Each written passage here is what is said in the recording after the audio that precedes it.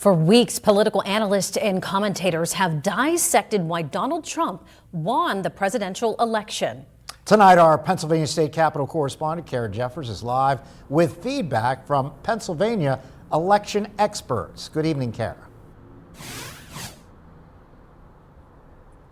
Good evening, Mike and Eva. Today at a monthly press luncheon, we had two of some of the most vocal political commentators in the state dive into Pennsylvania specifics for that 2024 election. Here's a few of their takeaways. I think this is a really good time to be reflective, but I really want to urge against panic. Pennsylvania Democrats are analyzing what led to Donald Trump's victory in the state. Brittany Crampsey, a campaign analyst, said the party leaned heavily on pro-democracy talking points. That issue was popular with registered Democrats, but only of medium importance for other voters.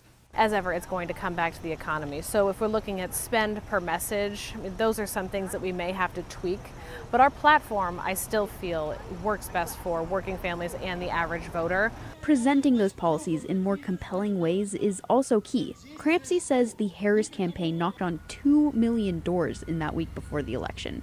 But they weren't necessarily persuasive, because if you knock 2 million doors, you should have a lot of people getting their butts to the polls to vote for your candidates. For Republicans, national victory did not change the status quo for local races. The state had a very hard-fought Senate race and a hard-fought presidential race. I think that sucked up a lot more of the political oxygen, so to speak, in the state, so it was harder for people in those legislative races perhaps to get some attention from the press and from voters. Trump's win also matches a global trend of voters in democratic nations rejecting the incumbent party, whether they're liberal or conservative. I don't think it's a surprise that the United States would experience the same kind of things that other countries experienced, just because COVID and the inflation that arose as a result of COVID were so damaging to incumbent parties everywhere.